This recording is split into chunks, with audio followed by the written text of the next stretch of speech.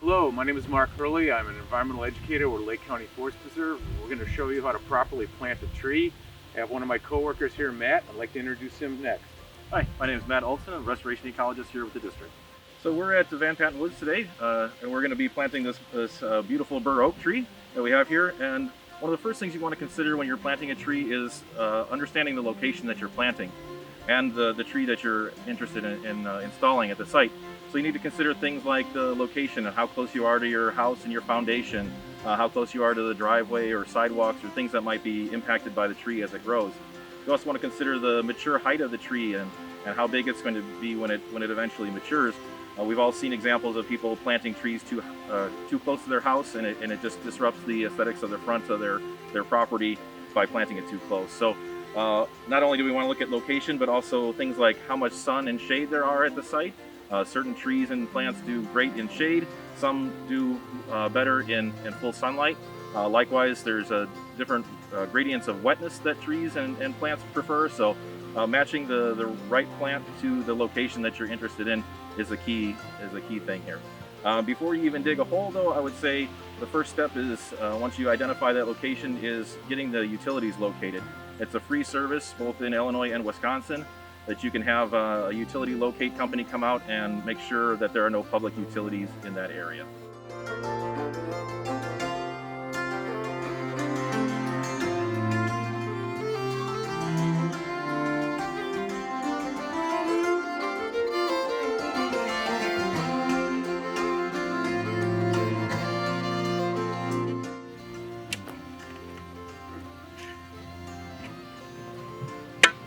Matt, how's that hole?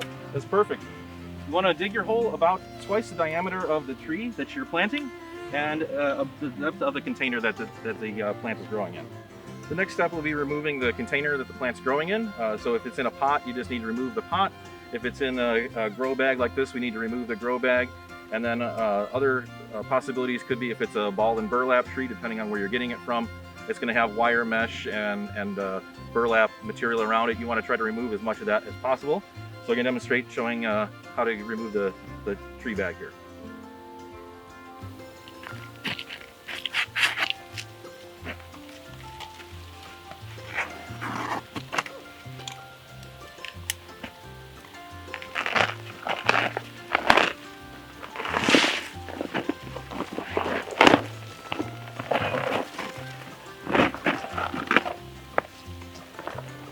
Okay, so we have the hole 2 times the diameter of the ball of the tree, and I'm going to drop it into the hole here and start to fill it in.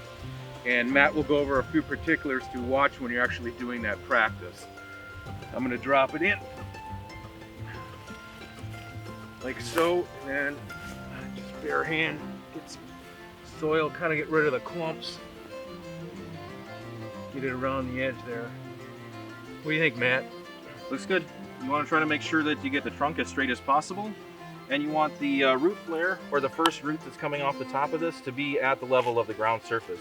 You want to make sure that you're not planting too deep, because that can have some long-term impacts to the tree. They won't thrive as well if they're planted too deep. They really need to be at the surface, or even planted a little bit too high.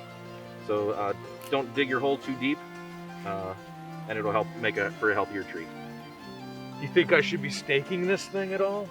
That's really something to determine after the fact once we get it in.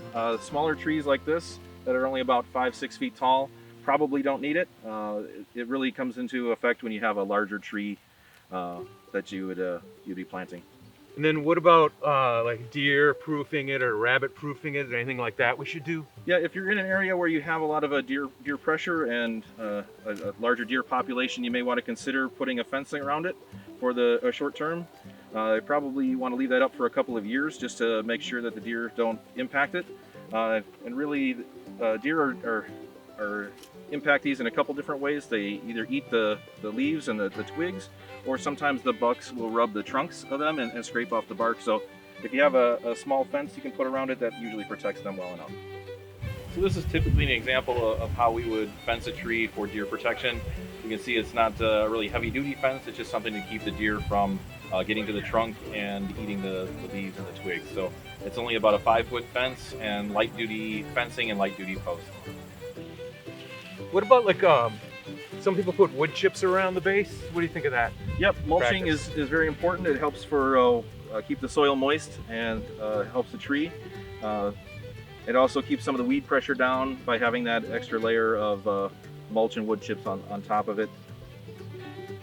And then there's a practice that you don't want to practice, which is called volcanoing, right? With your wood chips? Yep, you don't Explain want to pile the mulch too high up on the tree.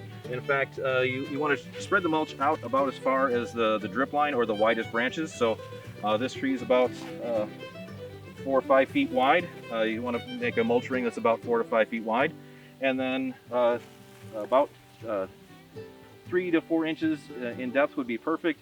And again, you don't want to put mulch right up against the tree trunk. That will cause the tree to rot at that point. So keeping the mulch around here, but having a very thin layer or no layer right at the trunk. Because that mulch is holding moisture and it will cause the rotting of the bark? Correct. Okay. Maybe 150 years, this tree will look like the one surrounding us right now. Yes. If you're trying to consider what to plant and when to plant, I would really encourage you to think about planting native trees. These are the species that are adapted to our soils and our climate here in Lake County. And in terms of when to plant, fall is really the best time to plant. The trees don't have a whole lot of water demand at this time of year, and the tree roots will grow all winter long when the temperatures are above freezing. So it's a lot less maintenance on the tree and a lot less transplant shock if we're planting them in the fall. Also, once you get the plant installed, you want to water them, at least for the first year that they're in the ground, and probably about 10 gallons per every couple of weeks, unless we're getting some good rainstorm. Thanks everyone for watching. If you have any additional questions, you can contact us through healthyhedges@lcfpd.org. And if you have other questions or want to see other resources about maybe what to plant and some ideas, or how to remove buckthorn and what to plant in its replacement, check out our website, which is lcfpd.org/landscaping. And then for more resources, you can always go to the website too, lcfpd.org/resources. Thanks again everyone for watching.